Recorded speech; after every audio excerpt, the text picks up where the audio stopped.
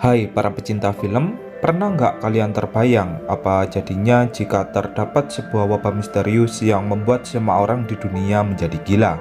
Inilah kisah yang akan kita bahas dalam series Hot Skull.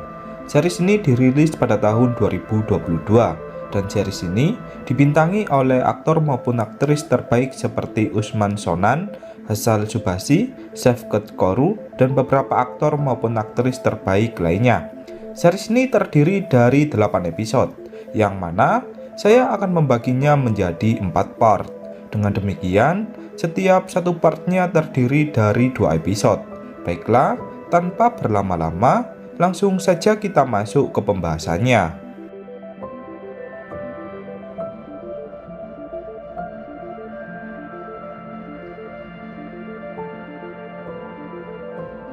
Part yang pertama ini dibuka dengan memperlihatkan seorang pria bernama Murad yang terlihat sedang mengukur demam di kepalanya. Di samping itu, Murad seperti mengalami halusinasi dengan mendengar berbagai suara di dalam otaknya. Seketika, demam di kepala Murad pun semakin panas. Murad kemudian merekam aktivitasnya tersebut. Entah apa yang sebenarnya terjadi dengan Murad. Pada masa ini, dunia dilanda kekacauan karena sebuah wabah yang membuat seluruh manusia di dunia mengalami gila secara massal. Wabah ini menyebar melalui percakapan, maka tak heran jika terlihat semua orang yang memakai penutup telinga. Wabah ini pun dinamakan sebagai wabah ocehan, dan orang yang terjangkit dengan virus ini disebut sebagai pengoceh. Di samping itu, terdapat sebuah lembaga anti-epidemi atau yang disingkat LAE yang bertugas menjaga keamanan masyarakat. Murad tinggal di negara Turki yang sebagian besar penduduknya telah terjangkit oleh virus ocehan. LAE atau lembaga anti-epidemi pun membuat zona karantina yang berisi berbagai orang yang telah terjangkit oleh wabah tersebut. Walaupun begitu, zona karantina ini dianggap tidak manusiawi. LAE melantarkan berbagai orang yang terjangkit oleh virus ocehan bagaikan hewan ternak. Selain itu, LAE juga tak menerima masukan atau saran dari masyarakat yang membuat masyarakat pun sering melakukan pemberontakan.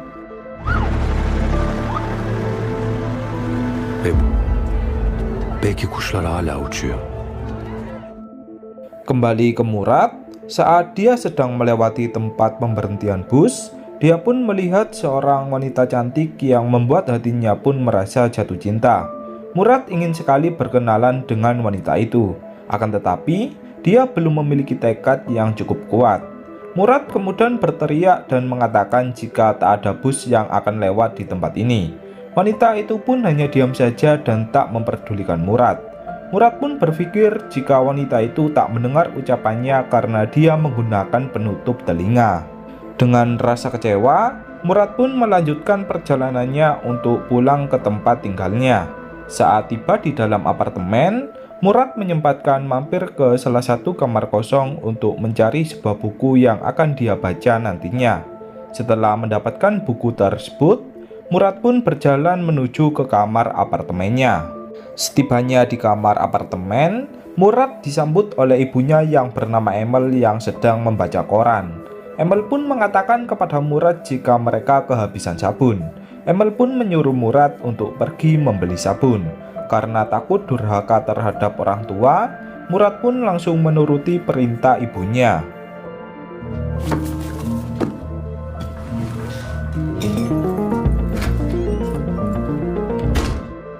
Saat Murad melewati tempat pemberhentian bus sebelumnya, dia pun merasa terkejut setelah membaca surat dari wanita sebelumnya yang berisi jika dia sebenarnya mendengar tentang apa yang Murad katakan.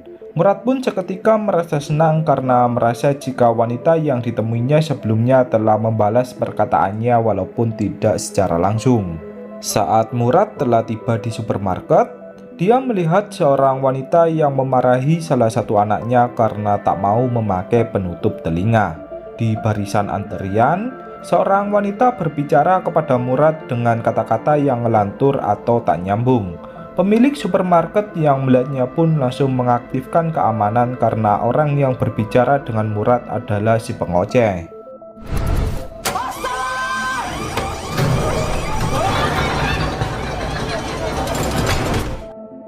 Saat pintu supermarket sudah terkunci, seorang anak kecil yang tak memakai penutup telinga pun merasa ketakutan karena si pengoceh terus berbicara dengan tujuan untuk menularkan virusnya.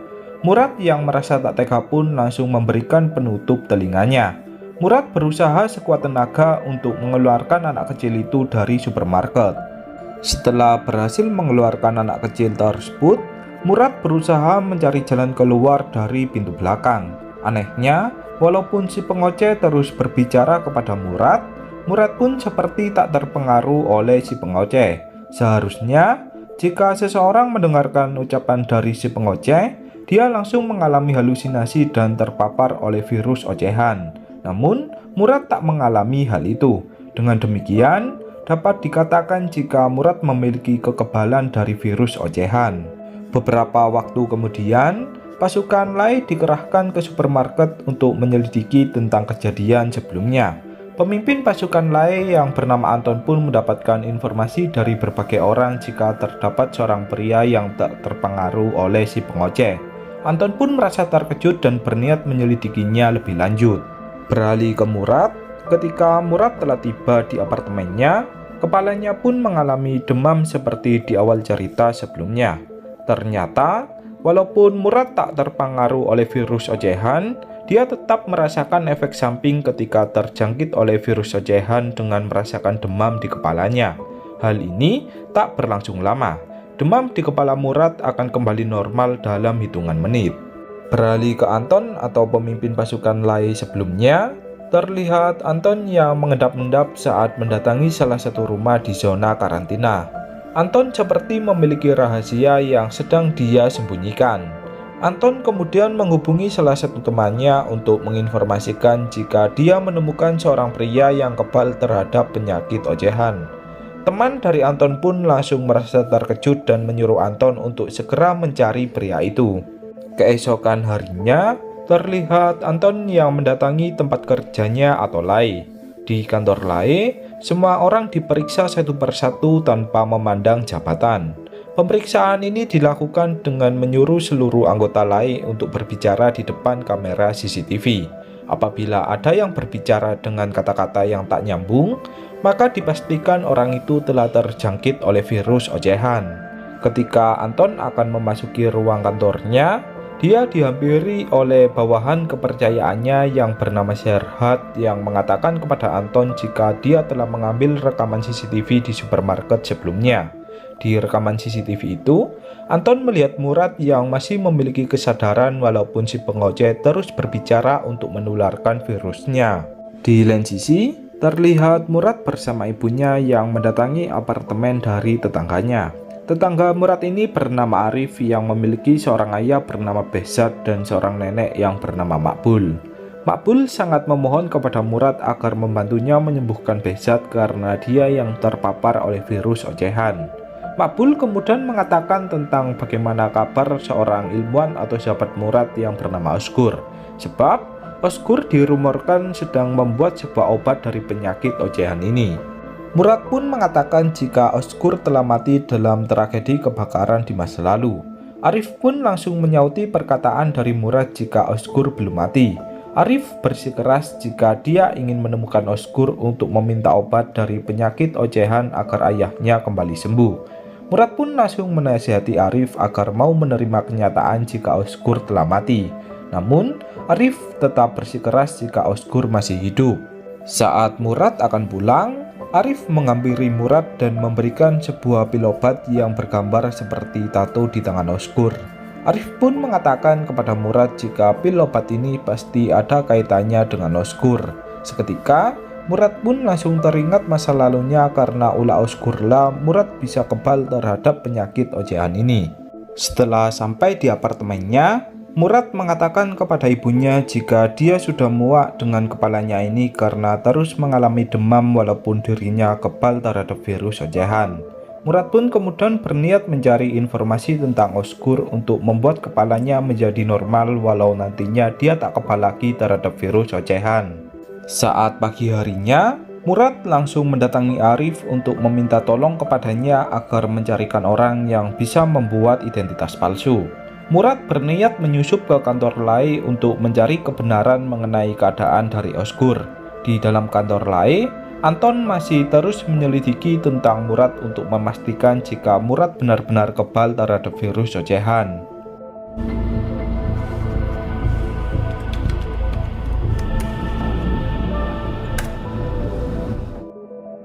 Kembali ke Murad, Arif pun memperkenalkan seorang pria bernama Errol yang merupakan seorang IT di masa lampau.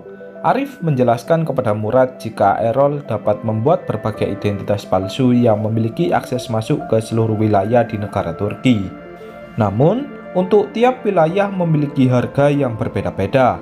Bagi Errol, bisnis tetaplah bisnis. Errol tak bisa membantu secara gratis. Saat Murad bertanya tentang harga dari akses masuk ke kantor Lai, dia pun langsung terdiam karena Errol yang memberikan harga yang sangat mahal. Murad berusaha untuk bernego agar Errol bisa membantunya.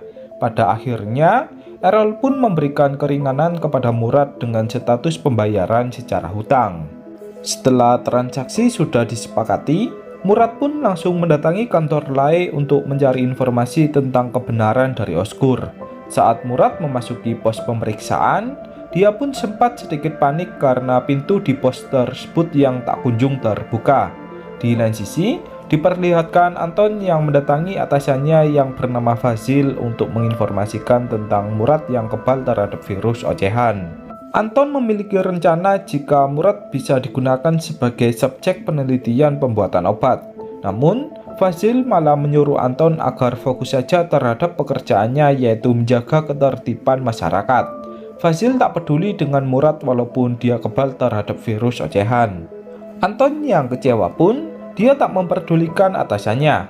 Tanpa izin dari Fazil, Anton menyuruh bawahannya untuk melakukan penyelidikan tentang Murad.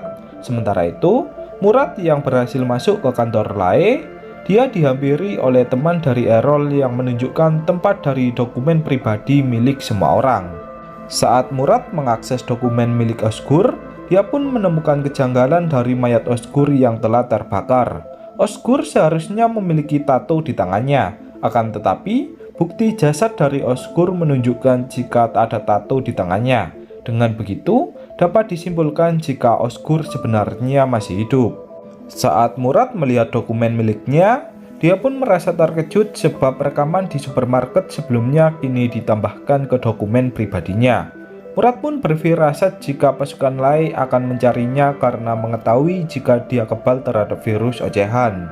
Murad pun langsung berniat untuk menghapusnya. Sialnya, terdapat sandi rahasia yang harus dimasukkan apabila ingin menghapusnya. Karena tak ada jalan lain, Murad pun langsung pergi dari sana. Sementara itu, Anton telah mendapatkan informasi tentang tempat tinggal dari Murad. Dia bersama pasukannya pun langsung bergegas ke apartemen dari Murad. Setelah tiba di apartemen dari Murad, Anton langsung masuk ke kamar dari Murad. Emil yang sedang berada di dalam kamar apartemen, dia pun merasa terkejut sebab pasukan Lai memaksa masuk ke kamar apartemennya. Anton kemudian bertanya kepada Emil tentang di mana Murad berada. Emil pun hanya menjawab jika Murad sedang pergi. Ketika Anton dan prajuritnya sedang menggeledah seluruh barang di dalam kamar, Emil menempelkan gantungan pinus di kaca jendela. Gantungan pinus ini sebagai penanda jika ada sebuah bahaya. Beralih ke Murad, saat Murad telah tiba di depan kamar apartemennya, dia melihat gantungan pinus yang tertempel di jendela. Murad pun seketika langsung berbalik arah dan berlari dari sana.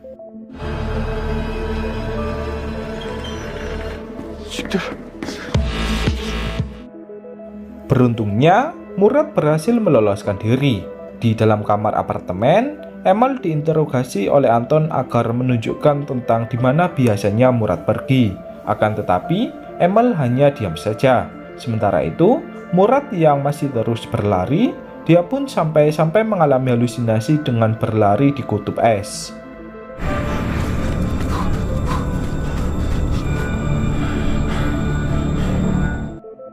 Murad kemudian memutuskan untuk mendatangi teman lamanya yang dahulunya seorang psikiater.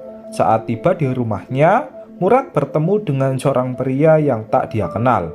Murad yang panik pun langsung bercerita dengan panjang lebar tentang apa yang baru saja dialaminya. Seorang pria yang mendengarkannya pun langsung mengira jika Murad telah terjangkit oleh virus ocehan. Saat pria itu akan menghubungi pasukan Lae, muncullah teman dari Murad yang bernama Ertem.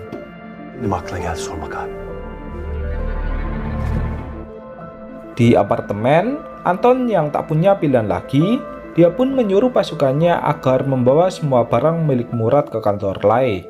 Anton merasa curiga jika Emil menyembunyikan sesuatu yang digunakan untuk menghubungi Murad.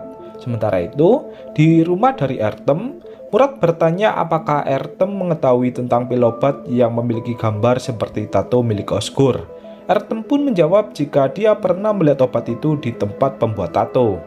Kembali ke Emil membuka buku rahasia milik Murad yang berisi berbagai informasi yang menandakan sesuatu pada tiap barang. Hal ini seperti gantungan pinus yang menandakan jika ada sebuah bahaya.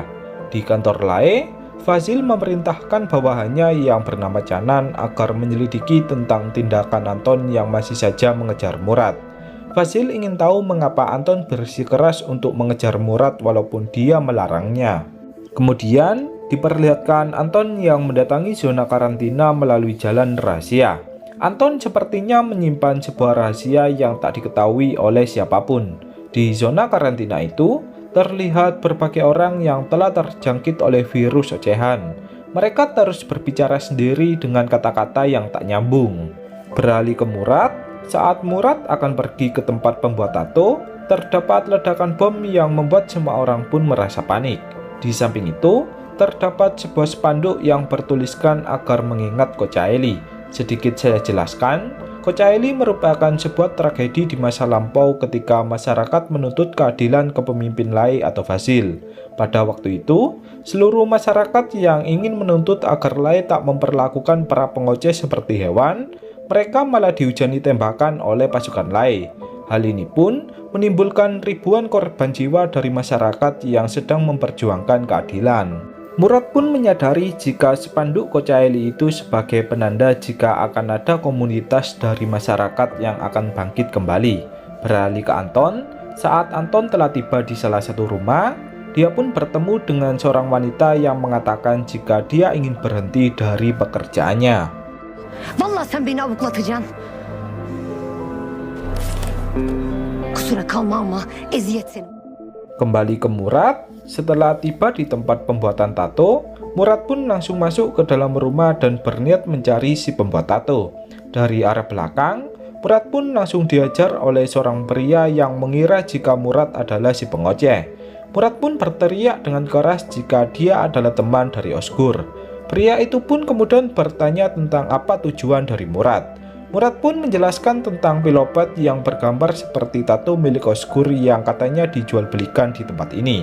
Murad ingin tahu tentang siapa pembuat pil obat ini. Pria itu pun malah menyuruh Murad untuk pergi. Pria itu mengatakan jika dia tak menjual pil tersebut.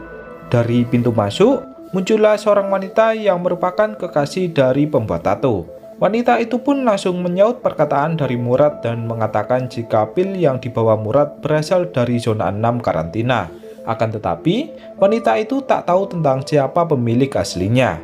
Setelah dirasa cukup mendapatkan informasi, Murad pun kembali menemui Ertem untuk memberitahunya mengenai penjual pil obat yang ternyata berasal dari zona 6. Ertem kemudian bertanya kepada Murad tentang apabila Osgur benar-benar belum mati dan Murad menemukannya, apakah yang akan dilakukan Murad? Murad pun menjawab jika dia ingin memperbaiki kepalanya agar kembali normal seperti semula. Walaupun dia kebal terhadap virus ocehan, kepalanya akan terasa panas setelah terpapar oleh virus ocehan. Murad tak ingin terus-menerus seperti ini. Bagi Murad, kekebalan ini malah menyiksanya. Beralih ke Anton, diperlihatkan Anton yang mengambil semua rekaman milik Murad yang entah isinya apa. Saat Anton memutar salah satu rekaman milik Murad, dia pun merasa terkejut sebab rekaman itu merupakan riwayat kekebalan Murad terhadap virus ocehan. Di dalam rekaman itu, terdapat sebuah perkataan dari Murad apabila dia terjangkit oleh virus ocehan, kepalanya akan langsung mengalami demam seakan demam ini merupakan penghalang untuk virus ocehan memasuki tubuhnya. Dari rekaman itu, Anton pun sangat yakin sekali jika Murad benar-benar kebal terhadap virus ocehan. Beralih ke Murad, Untuk sementara waktu, Murad menumpang di rumah Ertem untuk menghindari pasukan Lai yang tengah memburunya. Saat Murad tengah tidur malam, dia bermimpi melihat wanita yang dicintainya memberikan semangat kepadanya untuk terus mencari keberadaan dari Osgur. Saat pagi harinya, pasukan Lai masih menjaga kawasan apartemen dari Murad. Di suatu taman, Murad memanggil Arif yang tengah berpacaran. Murad pun menyuruh Arif agar mengibarkan sebuah spanduk di halaman kebun. Spanduk ini sebagai penanda agar ibu Murad mendatangi suatu tempat. Di kantor Lai, Anton dipanggil oleh Fazil karena melakukan penyelidikan tanpa seizinnya. Anton pun dengan tegas menjawab jika Murad benar-benar kebal terhadap virus ocehan. Murad bisa digunakan sebagai subjek pembuatan obat agar penyakit ocehan ini bisa disembuhkan. Namun, Fazil malah memperingatkan Anton agar tak melanjutkan penyelidikannya. Penyelidikan tentang Murad ini akan dialihkan Fazil kepada Canan. Fazil memberikan tugas lain kepada Anton agar menangkap sebuah komunitas pemberontak yang bernama Plus One. Dengan sangat kecewa, Anton pun langsung pergi dari sana. Di suatu tempat, Murad kembali menemui Errol untuk meminta pembuatan identitas yang memiliki akses ke zona 6 karantina. Errol pun menyetujuinya asalkan Murad memiliki uang untuk membayarnya. Kali ini, Errol tak bisa memberikan pembayaran secara hutang kepada Murad. Murad harus membayar lunas jika mau dibuatkan identitas yang memiliki akses ke zona 6 karantina. Di tengah kebun, Arif mengibarkan bendera sesuai perintah dari Murad. Emil yang melihat bendera itu pun, dia langsung mencari maksud di buku catatan milik Murad. Setelah menemukannya, Emil langsung bergegas pergi ke suatu tempat.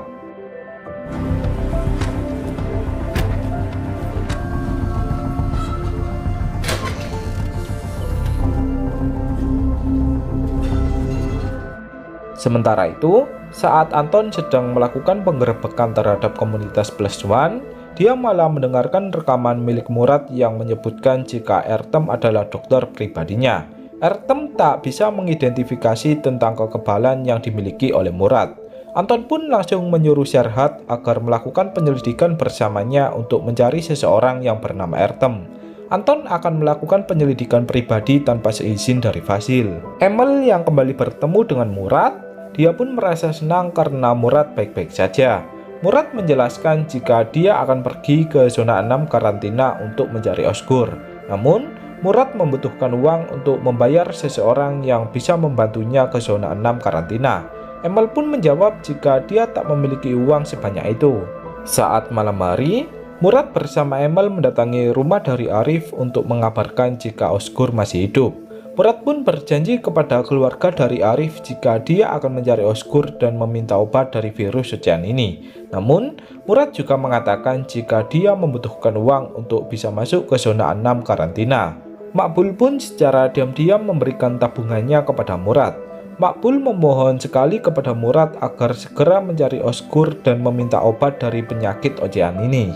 Saat pagi hari, Murad mengatakan jika uangnya masih kurang. Emil pun langsung memberikan kalung emasnya sebagai tambahan untuk pembayaran. Murad pun sempat menolaknya, akan tetapi Emil tetap bersikeras agar Murad menerimanya. Saat akan pergi, seorang prajurit dari Anton mengabarkan jika dia menemukan keberadaan dari Murad. Dengan bergegas, Anton bersama Serhat pun langsung mendatangi tempat dari Murad berada. Di suatu tempat, Murad membayar lunas pembuatan identitas palsu yang memiliki akses ke zona 6 karantina. Sebelum itu, Murad memohon agar Errol tak menjual kalung emas pembayarannya. Murad akan menebusnya jika dia telah memiliki uang. Errol pun menyetujuinya dengan batas waktu 1 bulan. Apabila Murad masih belum menebusnya, dia akan menjual kalung emas yang diberikan Murad. Setelah itu, Errol pun langsung memulai proses pembuatan identitas. Di luar ruangan, kamera CCTV dari Errol memberikan peringatan jika terdapat beberapa orang yang menuju ke arahnya. Errol pun merasa terkejut karena orang-orang itu adalah pasukan dari Lai. Errol bersama Murad langsung mencari tempat untuk bersembunyi. Di samping itu, saat Anton tengah menyelidiki ke berbagai ruangan, dia malah bertemu dengan Canan yang juga berada di tempat itu. Canan pun bertanya mengapa Anton masih melakukan penyelidikan. Anton menjawab jika penyelidikan ini masih tugasnya. Dari suatu ruangan, terdapat suara getaran yang sangat keras. Anton dan pasukannya pun langsung bergegas untuk mengeceknya. Tak disangka, suara itu hanyalah pengalian isu dari Murad dan juga Errol. Pada akhirnya, Murad dan Errol pun berhasil lolos dari sana. Kamu urus gimana? Di kantor Lae, Fazil teringat masa lalunya saat terjadi kebakaran di kantor penelitian dari Osgur. Fazil seperti menyembunyikan sesuatu dari masa lalunya. Fazil seperti merasa takut jika rahasia di masa lalunya akan terbongkar.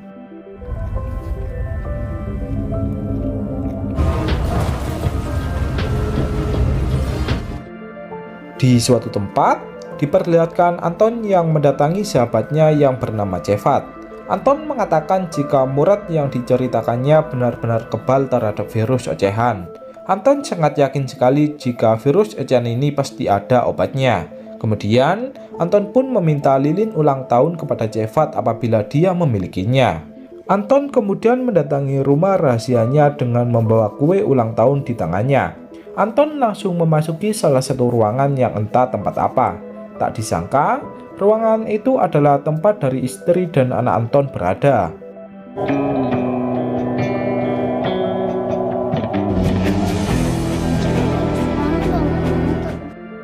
Anton terpaksa menyembunyikan anak dan istrinya karena mereka berdua telah terjangkit oleh virus ocehan. Dan ternyata alasan Anton ingin segera menangkap Murad agar obat dari virus ocehan ini bisa segera dibuat. Dan apabila obat virus ocehan ini telah dibuat, maka istri dan anak dari Anton bisa kembali normal seperti semula.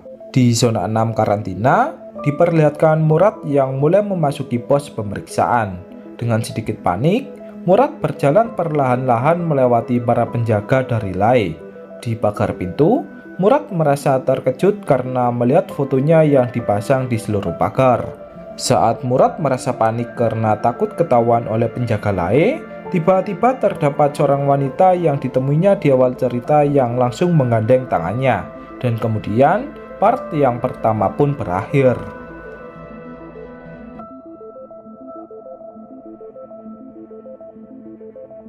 Kira-kira bagaimanakah kelanjutan ceritanya? Berhasilkah Murad menemukan Osgur yang sebelumnya dirumorkan telah tewas? Semuanya akan terjawab di part selanjutnya. Baiklah, tak lupa saya mengucapkan terima kasih untuk kalian yang sudah menonton. Dan sampai jumpa lagi di part selanjutnya.